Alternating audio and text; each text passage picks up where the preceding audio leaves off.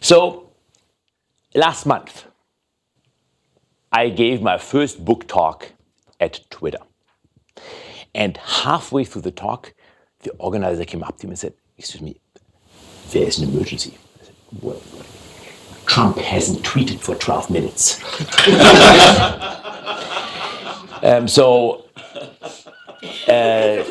That was an emergency. So before we look into the future, because I think making predictions is an important thing, I want to start looking into the past. And as a physicist, I believe that many things are logarithmic. So minus 30 years. 30 years ago, then we look at 10 years ago, at 3 years ago, then we look at the present in order to look 3, 10, maybe even 30 years into the future. So 30 years ago, I just arrived in the United States. Nobody barred me from entry. It was easy to get in. You just had a visa and they actually let you in. And I came to Stanford. I lived in a trailer park. Manzanita Park, those days, I see Rick nodding here, was actually mobile homes. There were 3 of us in one trailer. And I was a physics grad student, so after the first year, I took my quals, and I have no idea how I passed them. So I wouldn't be able to write down Maxwell's equation anymore. But for some reason, I managed to pass them. And then Jonathan Dorfman, who then became the head of Slack, Jonathan asked me, he said, "What do you want to do for a PhD?" And I said, well, I need to think about it. And I had taken Terry Winograd's Introduction to AI. And there was one thing in that class which I thought was really interesting, and that was neural networks. So I actually talked to Dave Rumelhart, who some people say invented neural nets, for certainly played a very important role in neural networks. I asked Dave whether he would take me on as a grad student. And Dave said, "Let's give it a try." He was very inclusive. He took basically anybody as a grad student. And I then went to Jonathan Dorfman, who asked me, have you had time to think about what you want to do? And I said, "Okay, Jonathan, I thought about it." It was a Monday afternoon at Slack. I decided to actually not do it with you in physics. And I was fully expecting to get thrown out of the room and saying, "What? I spend 1.5 years of my time in educating you how to solder," and whatever people did at Slack those days, out of here. He said, "Wow, that's interesting. I don't know much about it, but if a reasonably smart person thinks that's what they want to do, I fully support that, but you have to promise me one thing." I said, "Okay. You have to give a colloquium when you get your PhD, because I want to know actually why you think that is an interesting thing." So I ended up doing my PhD with Dave Rumelhart in neural nets, and that was pretty much 30 years ago. I then was at Park. I was an assistant professor in Boulder, where I met Claudia, who just took her glasses off. Without glasses, I can't recognize you, who is a data scientist now in New York, in Distillery. And it was really when data became abundant. Before that, there was very little data. Like when I entered the US, almost nothing was known about me. And as Slack, of course, that was the institution to go to if you did not want to work for the government. If you didn't want to work for defense, Slack had the best computers available to civilians, an IBM 370 with punch cards. It was no longer punch tapes, but punch cards. It was much easier. So I did data basically for those 30 years. Let's look back 10 years ago. I was at that stage, I had just left Amazon. I was chief scientist at Amazon. And at Amazon, what I learned was writing down equations. So Jeff Bezos and I spent a lot of time to try to figure out what is the equation of business. So how should we quantify the different trade-offs? And we came up with hundreds and hundreds of terms in that equation. So now assume you can measure all of those things. Which weights do you put onto them? Nobody will tell you that. So I can help people figure out variables they didn't think about. I can figure out how to measure things they didn't think about. But what weights you have, that really is your judgment. Let me give you a specific example. Organ transplants. So it's clearly a scarce resource. And one thing I learned from Rick is that decisions are the irrevocable allocation of resources or something like that. It's a scarce resource, and now there are 100 people in line. How do you rank those people? Who should get the next liver that's available? So first of all, there are some things like maybe immune reactions. So we don't want to give it to somebody where the liver would get rejected by his body. But there are still people left. So how would you construct the equation of organ transplants, like a ranking function? Google figures out which ads to show you or which search results to show you in which order. So if you had one liver and 100 people, what variables would you take and how would you weigh those variables? It turns out that this problem, very smart people, well-meaning people at the Mayo Clinic looked at 10, 15 years ago, and they came up with a function called MELD score. So it's about the end-of-life diseases that they figure out, for instance, what were your contributions to society, or what is your quality of life versus quantity of life going forward. So that is one problem where smart people have thought through it. When I was at Amazon, what we thought about is what should be the equation of business. And I, at that time already, was thinking, what's the equation of life?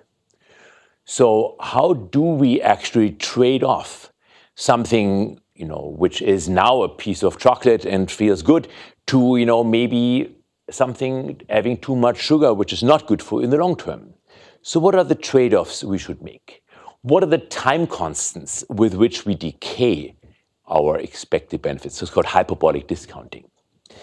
So I really want to share with you this concept of equation, that there are lots of terms, we can measure lots and lots of things, but ultimately it's up to us to figure out what weights we put behind them.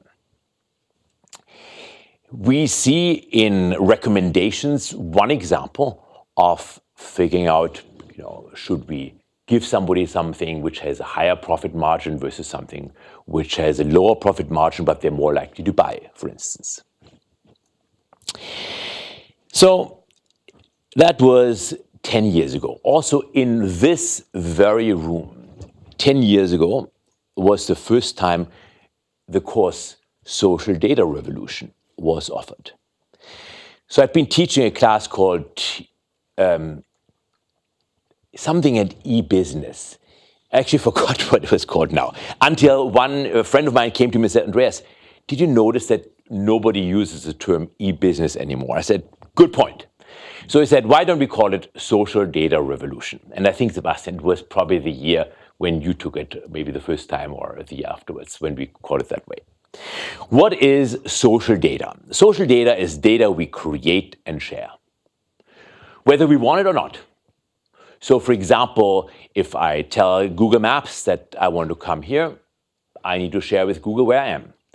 And that is not really surprising. Like if you get into a cab and the taxi driver asks you, where can I take you?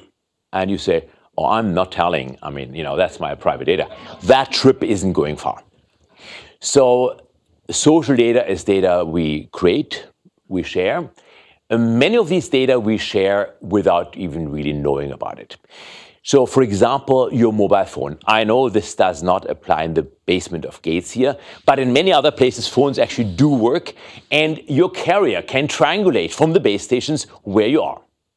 So there's not much you can do about it short of just turning your phone off, but that kind of defeats the purpose. So that is social data. 1 year, I think maybe 8 years ago here, I actually was wearing a spot device, which was a little GPS device which talked to satellite and communicated my geolocation at any given point in time.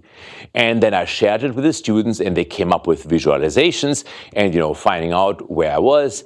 And it was quite interesting to really commit to that for a few months or for 10 weeks of a quarter, to have every single thing where you went, known to people. And I remember one day when I told people, I'm almost at the restaurant. And they said, no, you're not. I know you're still 10 minutes away. Because in those days, there was Google Latitude, which allowed you to share your data in a super easy piece of JavaScript. So anybody could look up on Weigend.com on where I was. That was 10 years ago. By the way, I don't really have much to tell you because I already wrote that book. And if someone can, if you can get me the 5 copies I have in the back, I promised to people that I would give out for the good questions. I would give out a couple of books there in the back there. If somebody can get them, maybe I can get ready actually giving it to people. They should be in that corner over there. So I want to have this relatively interactive here. So I want to make sure that here we are on board of that notion of an equation. That is not your mission and your vision and your values, but it is in this equation how you bake in how you actually weigh certain outcomes. For people and from decision science, that's not surprising, but I think in many cases, people do not quite think about it to that clarity. And I want to tell you one other story, another part of my life. So my friends know that I'm 50% German, 50% American, and 50% Chinese. And so my China part is that I bought a place in Shanghai in 2001, quite a while ago. I was consulting to Alibaba, and I know relatively well what's going on in terms of data in China. So I was not surprised when 2 years ago, the Chinese government decided to come up with the equation of society. They call it the social credit score. So we said that decisions are the allocation of resources. So, for example, if you would like to get a job somewhere, they look at your social credit score, and depending on what your social credit score is, you might get the job or you might not. Just in the United States, we have a FICO score which determines whether we are going to get some credit. That here is about much more. It's about basically getting anything out of society. The wait for you at the office, well, with that score, it is about 7 days of wait. With that score, please come right through. Even at Beijing Capital Airport, they actually had one VIP lane where if your score was about a certain value, you could go straight through. So what about that score? Well, jaywalking, -1 point. Shoplifting, -5 points. Selling counterfeit goods on Taobao, +20 points. Because that, of course, is a good thing, because Taobao, meaning Alipay, makes money off that. So they construct all of these many terms and put them in society. Here's one which I found quite surprising. And I had an interpreter in China actually read it out to me because I could not believe it. In China, children are legally obliged to visit their parents. So parents can sue their children for the children not visiting them. Now, think about what that would mean for America. Everybody would want to be an attorney. Because clearly, that is where the money is. So this Sesame score is, getting more serious again, is a societal attempt to actually write down the equation of society. So in many cases, we might agree or we might disagree. That's not the point right now.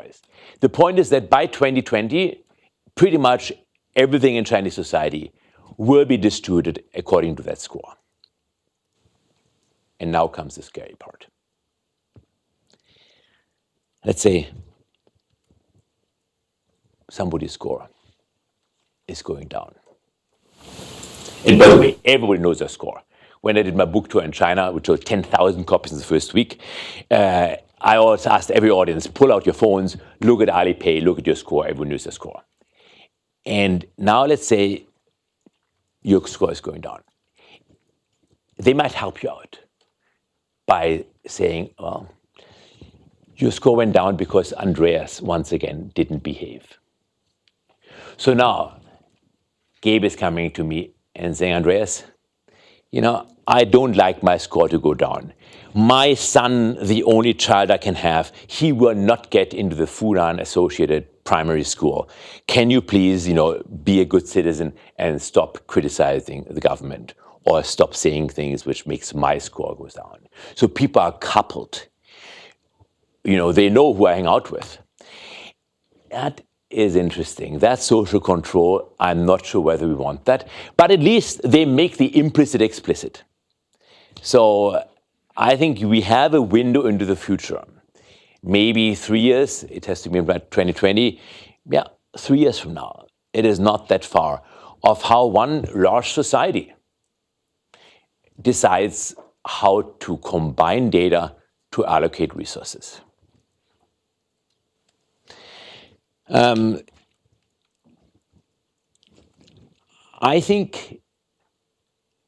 feel like having this more interactively. I mean, I'm looking at Sam here, who stayed in my Shanghai apartment for a while, which was a weird experience to have a Skype call, you know, where the other party was in my place a few thousand miles away. So I think you asked good questions in preparation of this here. I could pull them up and ask, who is the person who asked those questions? Or I could say, look, I told you a bit where I was 30 years ago.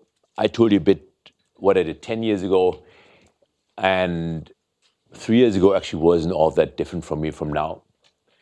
And I would like to see what you have, what questions you have, whether it's about the book, about data, about equations. Is that okay? So let's start with Sam, since I already called him out before. Andreas. Yes. So something you talked about in the past is allowing people to have access to the data that's collected about them. You know, we have geographical data, friendship data, purchase data, this type of stuff. And this concept of data ownership has come up quite a bit. I've seen past talks you've given. I was curious about, like, how would you imagine that actually going about? Is this just kind of a thing you should try to think about as a thought exercise, or is there a way that people could actually access their data and own it in some way? Yeah. So in the book, I'm setting out 2 transparency rights and 4 agency rights, rights to do things with data. And the very first of the transparency right is that you should be able to see your data. And being Andreas, of course, things are never black and white. Because first of all, what does it mean to see your data? Because if I just give you a raw dump of the zeros and ones, that doesn't mean much to you. So it clearly, every data needs interpretation. So we need to compare your data with the data of others. Sam was in my class which I taught with Brian Knudsen on. Brian, professor in psychology here, looked at fMRI data, looked into the brain, gave people tasks, and figured out what's happening on the 1 second, 1 millimeter or so basis. I looked at the traces people leave and also tried to look at decisions they make. So in both cases, you need to interpret data by comparing your data with those of others to get to meaning. So that's one problem. The next one is many data is actually co-created. So let's say if I post something on Facebook and then somebody comments on that and I change my post. So suddenly that comment, which was really ingenious before, looks really stupid because I changed what they were posting about. So that's why actually I think Facebook's edit button is quite good, because I can see what were the previous versions of the post. So that is a little bit on the topic of ownership of data and of seeing data. Seeing Sebastian there. I don't know whether any of you has ever been on a dating site, but take the following thought experiment. If your entire edit history was visible, how would that change your behavior? So if, like yesterday, you were in a relationship, today you are single, if you could see all the historical data of somebody on a site, how would it change how you behave? Another example of honest signals is when you ask people, for instance, on Netflix, what films they like. Of course, everybody has, highbrow films. When you see actually what they watch, it turns out to be, in many cases, quite different. Which brings me to a story which my wonderful TAs at Berkeley last semester, they wrote, Alex Yao and Leland Lee. And with a script where they asked me, hey, Andreas, do you know what is the difference between Muni and BART? I said, at BART, you know when the person gets off. And they said, just like Pornhub. So if you think about it, Pornhub really knows, like, when you get off. And if you think on how you can use these data to create better user experiences, to create better recommendations, that is the data we create. That's how we look in our data. Now, I'm not sure answering your question here, how comfortable I would be if that data was shared, but it is a piece of maybe social data. Yeah. So that much about the making it complicated, that it's not really that trivial. What's your data? One, every piece of data needs interpretation to come to meaning. And two, my data, it's not clear because in many cases it's co-created. Yeah. So the first question. And do you want to introduce yourself so we know who the people are asking questions, if it's comfortable with you? My name is Lance Bell. I'm from upstate New York. I'm a partner in an incubator here in Silicon Valley called Silicon Catalyst. And I'm here for a screening meeting tomorrow with some awesome startups. And our CEO said, why don't you come to this awesome talk? And he was right. Thank you. And I want to learn more about the startups afterwards. But what is your question? My question to you is, my observation is, it seems as though the Chinese government is doing much what Google is doing with regard to rewarding you for white hat behavior, essentially penalizing you for black hat behavior, and forcing you to design your site so that you will be maximized in the organic searches so that they can instantly say they're really doing what they're saying they're doing. So that's one observation. Now my next question is the Chinese government actually creating a hooligan class where they're essentially saying, you guys are the low men on the totem pole, and somewhere someone's going to say, fine, I'll show you.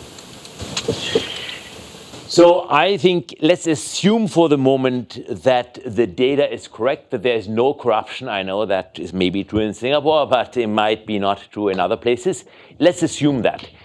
Making the implicit explicit of really writing down an equation, now people actually can decide to engineer towards it, like Amazon sales rank. So having a book on Amazon, it actually is quite interesting to see it not from the person who helped construct sales rank, but seeing it from the author perspective about how do various things actually help the sales rank. So what I think is important is making it explicit. That is what I think, making implicit things explicit, whether it's writing down the equation or actually, there is this thing that at Harvard, 90% of the parents think that their children are better than average of their class. I mean, I'm sure at Stanford it's better calibrated than that. Harvard right now, I take offense. Steve Cashman is what I'm waiting for him to throw something at me. So I think it is creating transparency. And it is, for me, a discussion to be had. do we want this weighting or do we want that weighting? And for me as a scientist, that is the way to go. But is it not dynamic? At Amazon, those weightings change over time, their discussion. For me, that is the discussion to be had. How should we, say, allocate livers? Should we weigh this term more than that? So that is the discussion to be had, as opposed to just, making it out of your gut reaction and thinking, oh, that guy, I just know it by my guts. So making it explicit and then having the discussion about the weights and the terms is what I believe we should be having. And what's that? Once you know the data, you can adjust it then. You can adjust it, but it has to be transparent. Like in Sweden, for instance, people's tax returns are known. Has anybody actually posted Donald Trump's tax returns? Is that WikiLeaks? Not yet. That's ridiculous. Only the New York State return from some years ago. There you go. Right. All right. So I think they also had their hands up, if you don't mind. Every time you talk about weights, Yes. I think it's impossible to choose the right weights, and that's the purpose of the machine learning and training system, which adjusts to changes in the world with a training set that has the right behavior. So are you really thinking about static? Awesome. weights? So let's take the machine learning metaphor. So I really do know neural networks best. So neural nets, you have weights, which are the parameters of the model. And you, of course, also have an objective function. So when I'm talking about equation, what I'm really talking about is, what is the objective function? How do you use L1 or L2 or some mix, or how do you penalize for certain constraints? So here is a different nomenclature. You're using the word weights to say, what are the parameters the model has? Very legitimate use of weights. I'm using the weights about how do you construct your objective function? Also very legitimate use of the word. So glad we actually figured that out. The former, the ones, let's say, the one of the weights of the model, yes, indeed, machine learning can optimize, stochastic gradient descent, if you will. The latter, namely, what is the right objective function, that is where we have space as humans. That is the equation which we construct where reasonably we can disagree. So you might have a certain set of weights that you say, well, if somebody has given that and that many tax dollars to the country, they should be more likely to get a liver. And other people said, finance should not matter for that. And that's the conversation to be had as opposed to having them on the individual level. One thing I often say is that physicists like to understand what the axes of the space are. So I often don't care for the values, but I want to know, what are the axes of the space? MBA students, typically they don't know about axes and space, they just know individual points. And it's sort of, they say, oh, how about this company? And then you engage there, and then how about that company? And they don't know the structure of the space. So for me, it's about the structure of the space and what weight do I have. So just to follow up, in the Chinese case, have they announced what their parameters are and what the weights are? Yes, so there are long papers about this. There are good translation by a professor in Oxford from that. You looked at it, Chris, and you realized that the English was like 3 times as long as the Chinese. So we don't quite know what was being added there. And I have to say, let me tell you a story about November 10 last year, which was my birthday. So I was in Moscow. I asked an audience, including Putin, I asked, what do you think, who will survive longer? The United States of America or Google? It's the same class I asked in the last class at Berkeley last year when I had a former NSA agent and a person from the ACLU. So it's a class I have pretty good data on. So it was a good day. And then I decided, I need to now follow up. Being done with Putin and so on, now I need to actually think about my book. So I called my German publisher. Book is translated in German. They said, oh yes, we are already considering the translation of the first chapter. Maybe we can have a Skype call in 2 weeks and fine tune the tonality. I said, great, yes. And by the way, it really is beautifully translated. And then I thought I'd call the Chinese and said, oh yeah, all done. We sold 10,000 copies in the first week. Okay, so good. So I guess we're all done.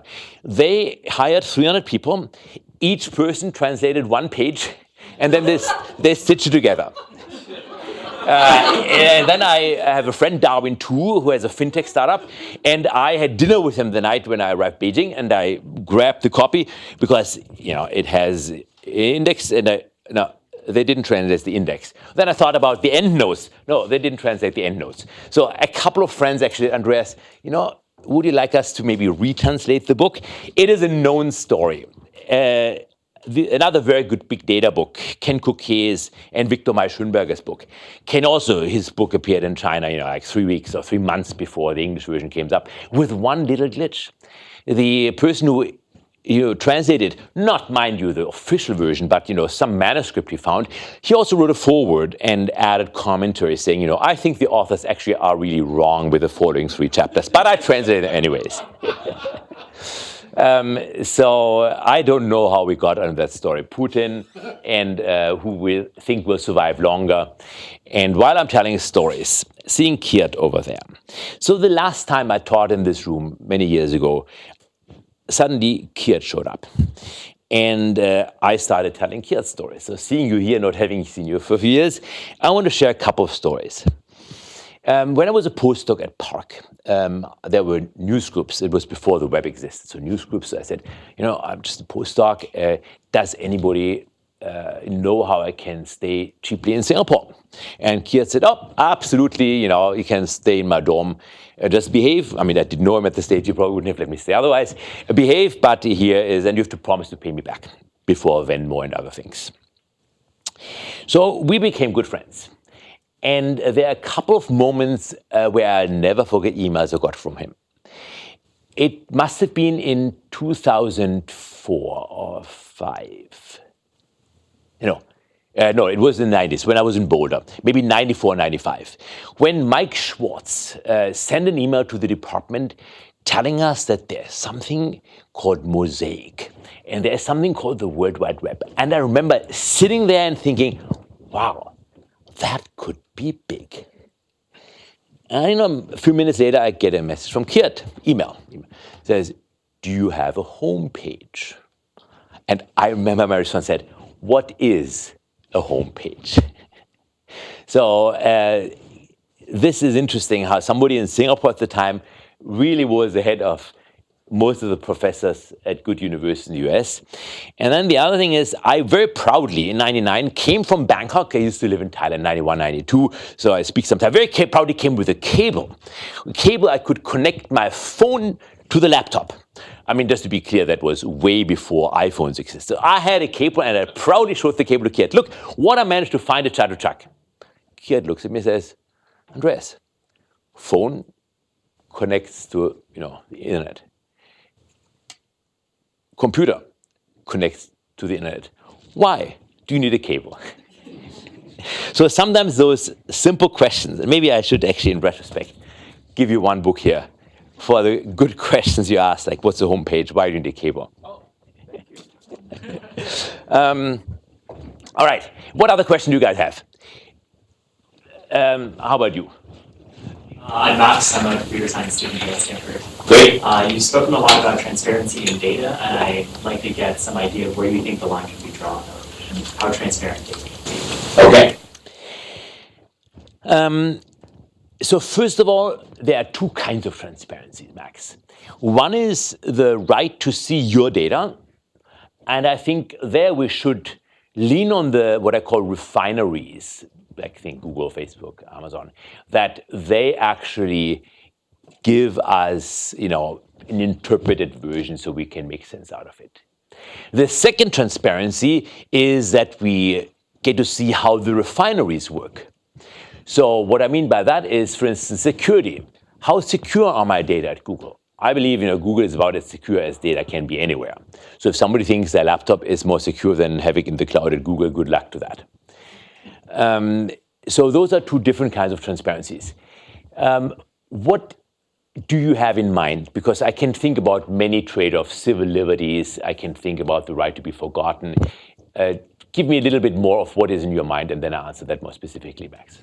You talked about people seeing other people's data. Do you think that should be allowed? So who should be able to see it? Yeah. So I gave a talk at MIT last week. And it was just more like a seminar. So I asked people to come up with one story, each of them, where they really were surprised, learning something through data. And it was amazing how the third person said they discovered that they had a half-brother through 23andMe. So if you think about DNA data, you learn a lot about other people. You learn about your parents, your siblings. So I think that's a very interesting one, that they talked to their parents and they said, yeah, your dad, he used to take long trips to Latin America. And we thought he just went. So that's a real story that I just learned a couple of weeks ago. So that's one example of transparency in your data also means you learn something about other people. Of course, metadata, your calling patterns. So there was a company, and I forgot the name, so one principle I love is when it comes to individuals versus institutions, I always am on the side of the individual. Example is I share my username password to my brokerage with a company called SigFig. So no plug, not involved. I know Mike Shah, but not plugging the company. But I give them username password, and they look at my account, and they look at everyone else's account they have at Wells Fargo. And then they tell me, Andreas, are you aware that your broker is giving you worse conditions than 50% of the other people get at Wells Fargo? And I, of course, with that information, show up at my broker and say, so I think we should have a conversation. She might not even know that herself.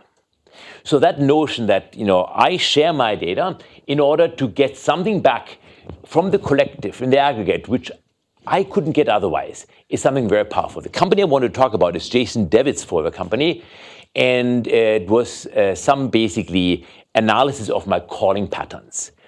So they looked at my calling behavior. I gave them username password to my T-Mobile account, and then they said, Andreas, this friend, something seems to be going on. You used to talk almost every night. You haven't called him for a couple of weeks. Maybe you should actually give him a call. That's pretty good an example of analyzing data. The third one is a dating site, Jack D, where they have one tab which is Insights, which tells you not what the other person says they're interested in, but it tells you what the other person clicks on, who they correspond to. Very interesting. So those are all examples of how transparent can you be, how transparent do you want to be. If I use a site, I know because I like other people to actually figure out, do I have a chance with them?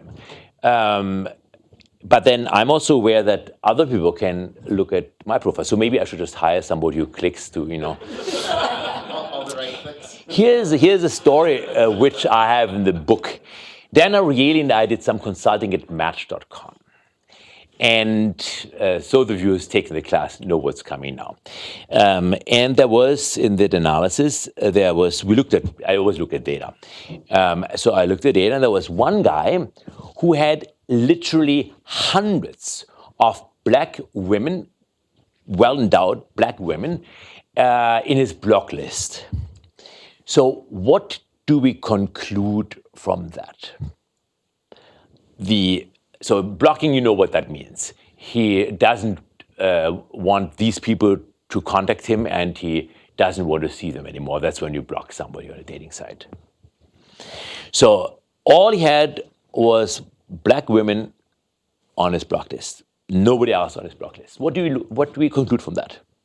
Nigerian scammers were approaching him. Nigerian scammers. The correct answers in about 97% of all questions. Not the correct answer here. So the thing people immediately say, oh, he really hates, African American women. The opposite is true. He basically checked out all of the black women in, his neighborhood, and that one didn't work out. Then he just said, I don't want to waste my time with them anymore, or they block him. So sometimes the obvious interpretation is actually not the right one. That's why I think it's the term from Claudia, to be a data detective. It is just really coming up with hypotheses of asking questions, stuff like this. So I still have 4 more books, and we still have about 10 minutes left. So why don't I just listen to a few questions and then answer them. Let's start with Rick. Well, it's a little bit of a comment on the organ transplant story that you were talking about. There's another dimension there, I think, that you might want to think about, which is when you think about the objective function of how you distribute an organ. And just by way of background, if I did my own little 30 years ago, I was actually working in organ transplant surgery. So that's something I'd given a lot of thought to. One of the things to think about is whose objective function is it? Right. Not just how do you come up with it. Because there is a paradigm in this country about how we do that. Yeah. But it's not necessarily the only paradigm or the best paradigm. That's exactly the point Claudia made when we were driving here. Do you want to just talk? I think, so the way this came up in objective functions, where I told them, look, the story with the equation is right, but there's the question always, what precisely does it mean and to whom? And it becomes a social construct beyond that when you say, well, it's one thing if I know my objective function. I also want to know yours, because the only way in order to negotiate or to have effective actions is if I can anticipate your objective function. That's not exactly what you meant, but I think there is the overarching question of, sometimes you make them up from kind of first principles. We wish to believe we know what makes us happy, although apparently being happy is not a good thing. So people say. So I like your case because it really comes back to, yes, if you can qualify exactly what outcome you want, you can throw a machine learning algorithm on it and you get the right weights back. But what Andreas really kind of iterated on is, where do these objective functions even come from? So I'm very much appreciative of your perspective here. Can I add to that a little bit? Yes, Also, please. And also say who you are. Barbara Middleman, I'm a physician scientist. Great. So one of the things, taking that example of organ transplantation, is there's a whole bioethical analysis that underlies the algorithm development. And there's a lot of variability about how people come down on these various bioethical principles, so that there's weighting within the weighting within the weighting, because this is a kind of nested system in a sense. And I wonder to what extent, when you think about the uses of data, the availability of data, the monetization of data, the collection of data, the storage of data, and all of these things, you really think about what are the ethical axes that shoot through this whole structure. Yeah, and I agree with that. And in this case, there's 2 dimensions of that. One dimension of that is whose objective function is. If it's my liver, Yeah. the way we do it right now is I say I'm going to donate it, or maybe my survivors say that. But what if I said something like, I'm going to donate it, but I'm not going to donate it to somebody who went to Stanford? How would that go over? Right? That would be a very interesting thing. Or what if my survivors said something like that? Right? So, and it could be a lot more nefarious than that, right? Absolutely, but that's That's true in other kinds of data Right. too, but it's particularly, I think, on point when you talk about the biomedical uses Right. of data. Exactly. And the same thing is true as, if you have a half sibling and you find that out through 23andMe, that may be innocuous information, but it's likely not to be innocuous information, and it may not be the same on both sides. Exactly. That clearly gets your book. But he's part of the conversation. I think That's terrible. I also have to say, Rick, Oh, thank you.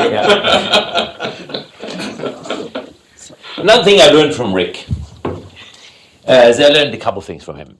I learned from him what is the value of data. And it's a question which many people, have, very unclear ideas about. Oh, that picture of my dog, the poor doggy who was run over by a car. That picture is priceless. Well, in a business setting, at least, from an equation, from an objective function perspective, what is the impact that data has on a decision? That is the value of data. So I think that answer is just a very good answer, which comes, from MSNE departments, decision science people. And I think it helps to be really clear from a business perspective, not an emotional perspective, to just be clear, that's the value of data. So in the case of China? Yeah, and say who you are, so the others know too. So like for the equation, I'm just thinking why there is only one equation, not many equations to cover all the diversities. But if we have many equations, how do we achieve equality in that sense? Yeah.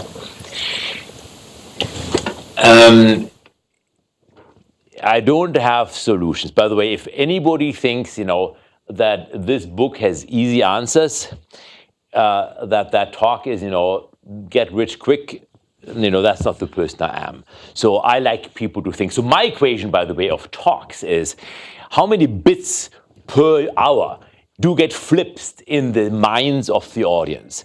That is, how I sort of evaluate myself.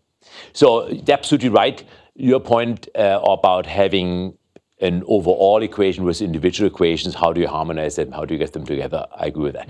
The other thing I learned from Rick is the different business models, since we're talking about the different equations we have. And there are a few canonical ways, and you just have to know which one you fall in. So first, there are people who sell their time. Prostitutes. Then there are people who sell other people's time. Pimps. There are people who sell the future. Professors. And then there are people who have products which have, some initial cost, but then very low margin cost. Pornographers. And finally, we have those people who have a product people really want, pushers or drug dealer. So I think that is a very good, how I remember it from 10 years ago, very good way of figuring out what are your weights across those different.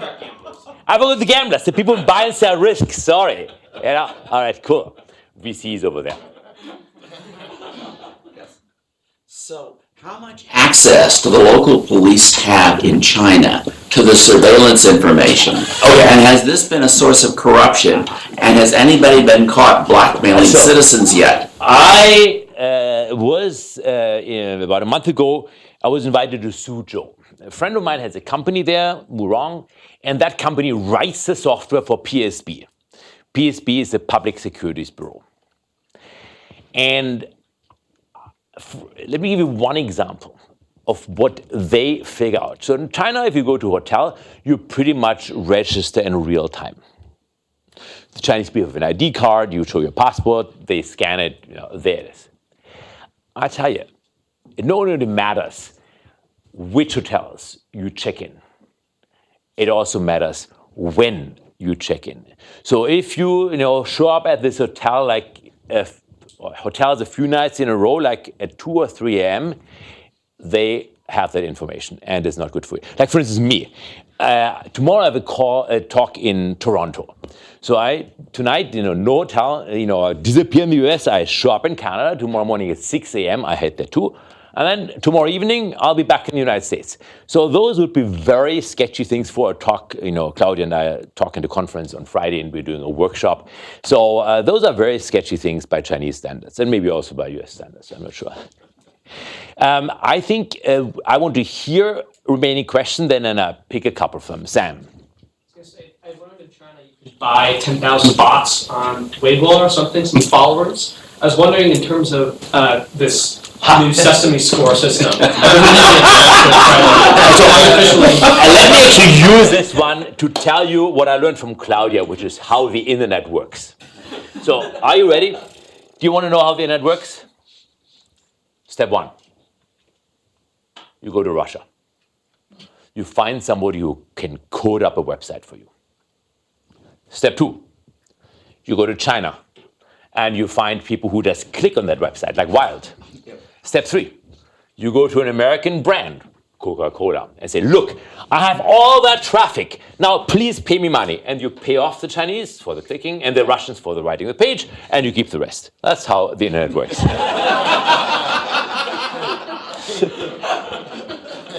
Any other questions? Yeah. So This flood of data has sort of made it possible for people who have complete disregard for the contents of the data to sort of emerge, right? So, the flood of data makes false data much more easy to generate as well. So that is one of the deep questions. Are we worse off or are we better off? And my belief actually is that we are better off in terms of being able to triangulate and figure out what the truth is. I know Donald Trump, he has a different opinion on this, but for me, science is a good thing. Doing experiments, collecting data is actually a good thing. So for me, we were much more likely to actually, be put in prison. So I start the book with a story of after my dad passed away, I wrote to the German government and I asked, because he spent many years in prison in East Germany, I asked whether I can get his Stasi file. So the secret police, I assumed, had a file about him. And I got a letter back. And the letter said, we are sorry, but we destroyed your dad's files to protect the innocent, informants. But since you asked, would you like to have your own?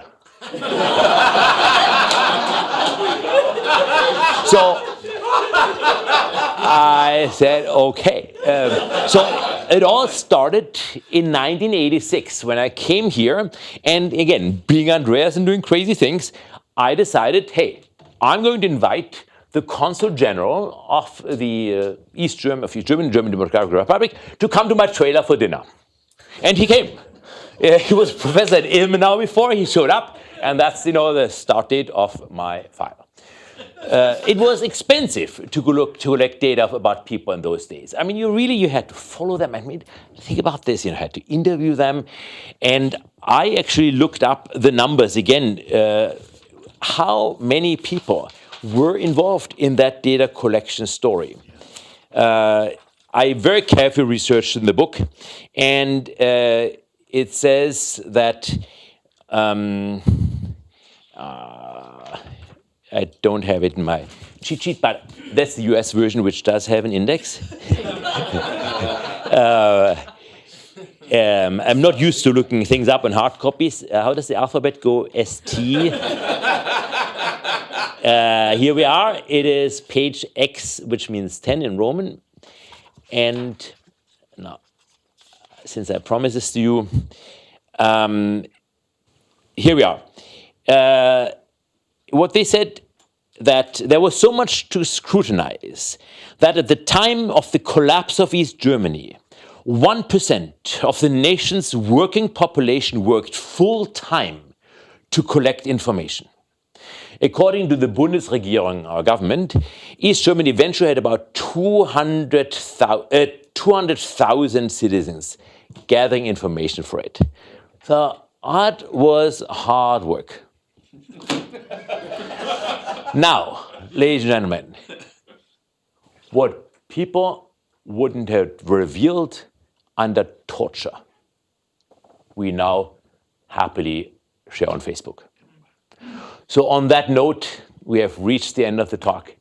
I thank you for your attention. I'll still be around a little bit longer. Thank you so much, and best of luck. And if you're wondering what this is, anybody is wondering what that is? That is my JAMA. So the innocent part is, for instance, when I'm on the train in Germany, some people are on their phones, because phones work on German trains as opposed to an Amtrak, not a problem in Amtrak. And there's this little button here, and this is illegal in this country. So the dean in Berkeley always goes like this when she says, this little button, when I push it, now no phones anymore. And you just hear these people, hello, hello. Okay, it doesn't work. So I highly recommend to have your own device, so you can't really be tracked to the same accuracy you would without a JAMA. Now, it can be tricky, because, for example, somebody had a device like this at Newark International Airport, and it jammed GPS. So they had to shut down the airport because planes couldn't land. So I think use it carefully, All right, enough of these stories. Thank you again. Bye. Bye-bye.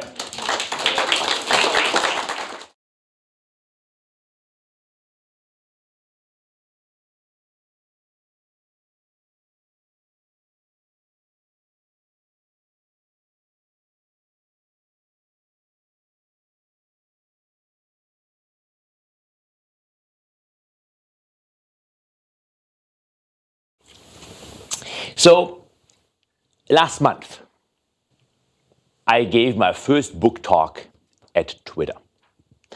And halfway through the talk, the organizer came up to me and said, "Excuse me, there is an emergency." I said, "What? Trump hasn't tweeted for 12 minutes.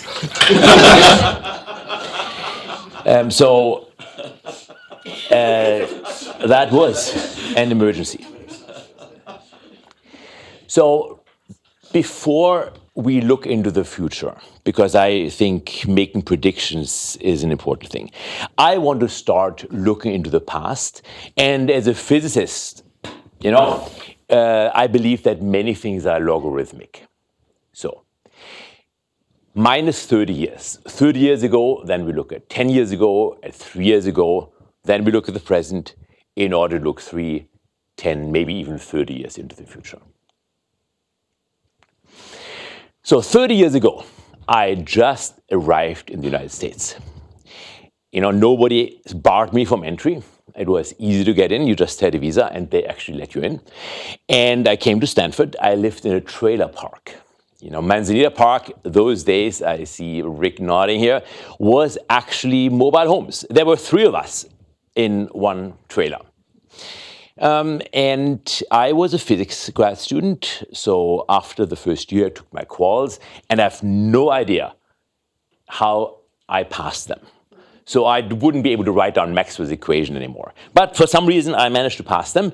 And then Jonathan Dorfman, who then became the head of Slack, Jonathan asked me, and what, abundant.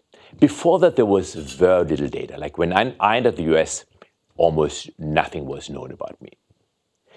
And as Slack, of course, that was the institution to go to if you did not want to work for the government, if you didn't want to work for defense. Slack had the best computers available to civilians, an IBM 370 with punch cards. It was no longer punch tapes, but punch cards. It was much easier. So I did data basically for those 30 years. Let's look back 10 years ago. I was at that stage, I had just left Amazon. I was chief scientist at Amazon. And at Amazon, what I learned was writing down equations. So Jeff Bezos and I spent a lot of time to try to figure out what is the equation of business. So how should we quantify the different trade-offs? And we came up with hundreds and hundreds of terms in that equation. So now assume you can measure all of those things. Which weights do you put onto them? Nobody will tell you that. So I can help people figure out variables they didn't think about. I can figure out how to measure things they didn't think about. But what weights you have, that really is your judgment. Let me give you a specific example. Organ transplants. So it's clearly a scarce resource, and one thing I learned from Rick is that decisions are the irrevocable allocation of resources or something like that. It's a scarce resource, and now there are 100 people in line. How do you rank those people? Who should get the next liver that's available? So first of all, there are some things like maybe immune reactions. So we don't want to give it to somebody where the liver would get rejected by his body. But there are still people left. So how would you construct the equation of organ transplants, like a ranking function? Google figures out which ads to show you or which search results to show you in which order. So if you had one liver and 100 people, what variables would you take and how would you weigh those variables? It turns out that this problem, very smart people, well-meaning people at the Mayo Clinic looked at 10, 15 years ago, and they came up with a function called MELD score. So it's about the end-of-life diseases that they figure out, for instance, what were your contributions to society? Or what is your quality of life versus quantity of life going forward? So that is one problem where smart people have thought through it. When I was at Amazon, what we thought about is what should be the equation of business. And I, at that time already, was thinking, what's the equation of life? So how do we actually trade off something, which is now a piece of chocolate and feels good, to, maybe something having too much sugar, which is not good for you in the long term? So what are the trade-offs we should make? What are the time constants with which we decay our expected benefits? So it's called hyperbolic discounting. So I really want to share with you this concept of equation, that there are lots of terms, we can measure lots and lots of things, but ultimately it's up to us to figure out what weights we put behind them. We see in recommendations one example of figuring out, should we give somebody something which has a higher profit margin versus something which has a lower profit margin, but they're more likely to buy, for instance. So that was 10 years ago. Also in this very room, 10 years ago, was the first time the course Social Data Revolution was offered. So I'd been teaching a class called something at e-business. I actually forgot what it was called now. Until a friend of mine came to me and said, Andreas, did you notice that nobody uses the term e-business anymore? I said, good point. So he said, why don't we call it Social Data Revolution? And I think, Sebastian, it was probably the year when you took it, maybe the first time or the year afterwards, when we called it that way. What is social data? Social data is data we create and share, whether we want it or not.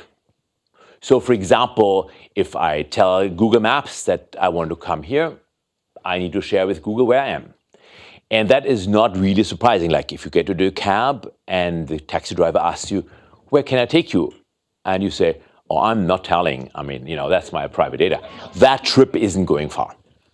So social data is data we create, we share. And many of these data we share without even really knowing about it. So for example, your mobile phone. I know this does not apply in the basement of Gates here, but in many other places, phones actually do work, and your carrier can triangulate from the base stations where you are. So there's not much you can do about it short of just turning your phone off, but that kind of defeats you want to do for a PhD. And I said, well, I need to think about it. And I had taken Terry Winograd's Introduction to AI. And there was one thing in that class which I thought was really interesting, and that was neural networks. So I actually talked to Dave Rumelhart, who some people say invented neural nets, for certainly played a very important role in neural networks. I asked Dave whether he would take me on as a grad student. And Dave said, let's give it a try. He was very inclusive. I mean, he took basically anybody as a grad student. And I then went to Jonathan Dorfman, who asked me, have you had time to think about what you want to do? And I said, okay, Jonathan, I thought about it. It was a Monday afternoon at Slack. I decided to actually not do it with you in physics. And I was fully expecting to get thrown out of the room and saying, what? I spend, 1.5 years of my time in educating you how to solder and whatever people did at Slack those days. Out of here. He said, wow, that's interesting. I don't know much about it, but if a reasonably smart person thinks that's what they want to do, I fully support that, but you have to promise me one thing. I said, okay. You have to give a colloquium when you get your PhD, because I want to know actually why you think that is an interesting thing. So I ended up doing my PhD with Dave Rumelhart in neural nets, and that was pretty much 30 years ago. I then was at Park. I was an assistant professor in Boulder, where I met Claudia, who just took her glasses off. Without glasses, I can't recognize you, who is a data scientist now in New York, in Distillery. And It was really when data became